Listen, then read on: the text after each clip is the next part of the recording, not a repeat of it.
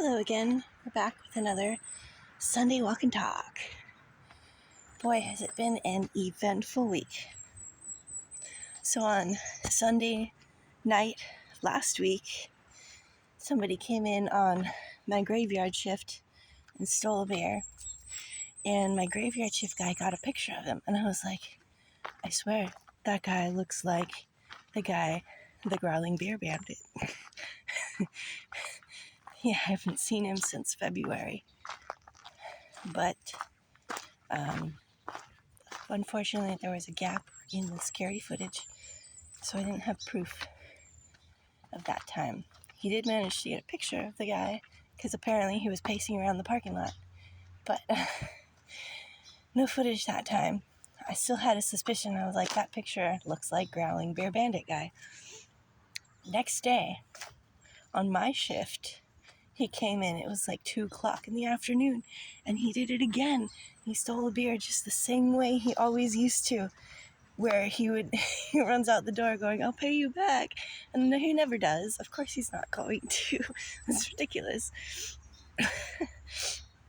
So I called the cops, and this time, because he's been arrested for stealing from us before, we have his full information. Like, I have his full name, and I have the last arrest time. I gave that to the police. I was like, this is the guy. He's been here before a bunch of times. I guess he's doing it again. So after I gave his information to the police, I haven't seen him again since. And he hit 2 days in a row, and then the police got him. And I haven't seen him since. And I don't know if they caught him or if they just went to go talk to him or something. But, so, yeah. Either way, they scared him off. Hopefully. So that was Monday. Then Tuesday, my new person called in sick. So I had to scramble to try to find somebody to replace her for the day. And it was looking for a while like the owner of the store was going to have to do it, until last minute one of my other employees got back to me and was like, yeah, I'll do the shift. And he did just half of her shift, because it was already like 1 o'clock at that point. And I was like, yeah, if you want to come in and do 2 to 7, that'd be perfect. And so he did. And that was Tuesday.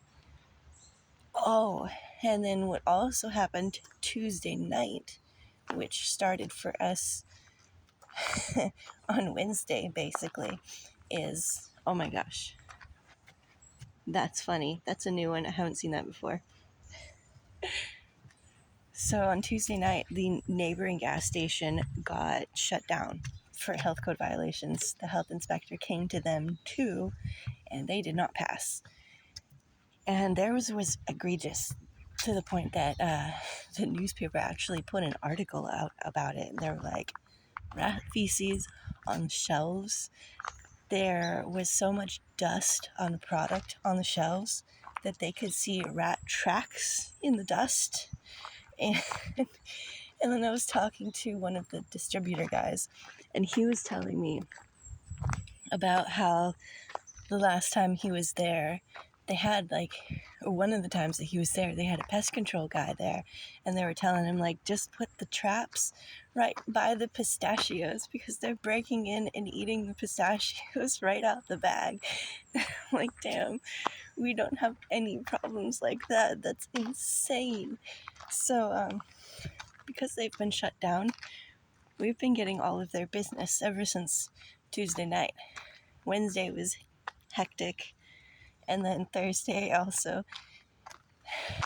I think Thursday is when the owner of the store called me to tell me that this had happened to the other store. And I was like, yeah, I already know, we've been getting their business like a full 24 hours at this point now.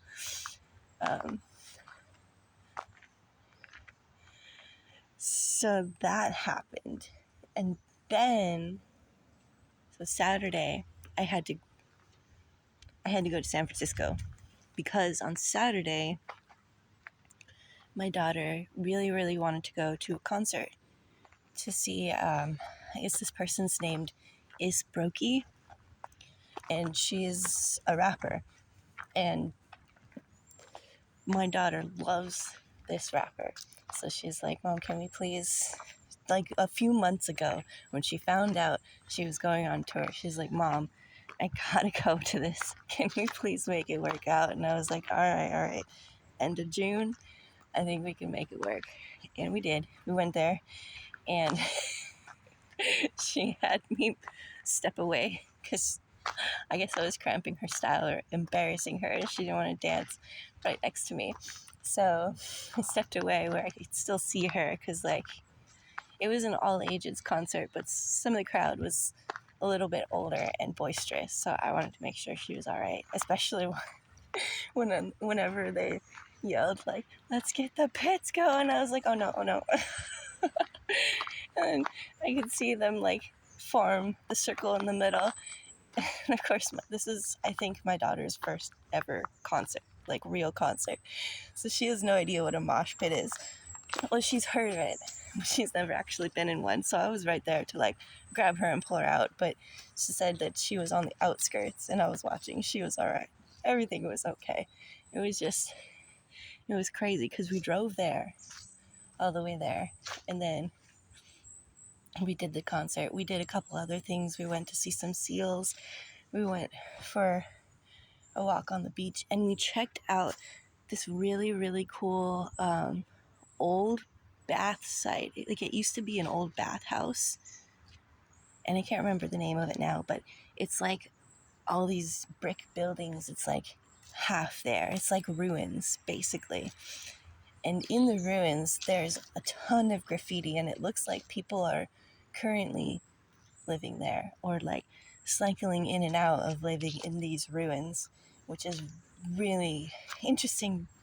It was really interesting. I got an air of, like, this site used to be one thing, and then it crumbled and became a tourist thing, and then it became a thing where people go in the middle of the night when they have nowhere else to go.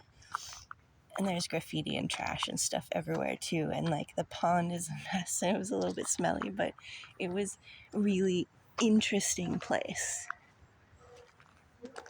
Regrettably, I didn't take any pictures. There were so many people around, and I feel weird about taking pictures when there are people in the background. Although sometimes, I guess when you're a tourist, you can't really help it, because with some big things that are really popular, there's not that much room.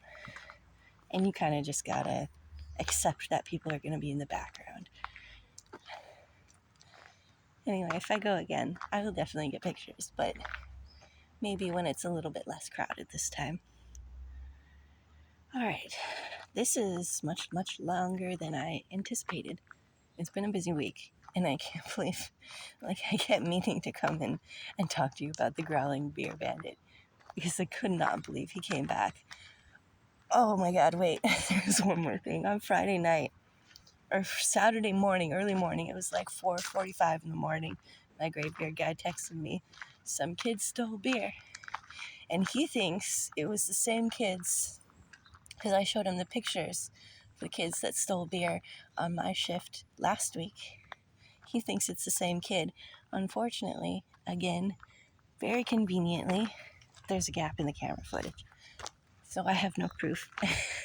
So this time, I can't go to the officers and be like, this is the kid. Even though I'm pretty sure, I'm not sure enough, because it wasn't me that I witnessed it. It was my graveyard guy, and he has never seen them before. He just thinks it kind of looks like the kid in the picture. So there was that. Man, if it's these kids, that's really dumb, because at this point, I feel like I'm going to have to press charges. I told them I did not want to press charges last time, but if they do it again and they get caught again, I feel like I'm going to have no choice, which sucks. They're 14 years old, dude. But with no consequences, they're just going to keep escalating, and it's going to get worse. Okay, that time, for real, it's like 10 minutes long now. So I'm going to go now. Thanks for coming with me on another Sunday walk and talk. I appreciate you. It's a beautiful day. Beautiful. And I just got back from San Francisco like 5 hours ago. Had a little nap, then had to come out here. Just for a little bit. Okie dokie. Happy Sunday. Bye.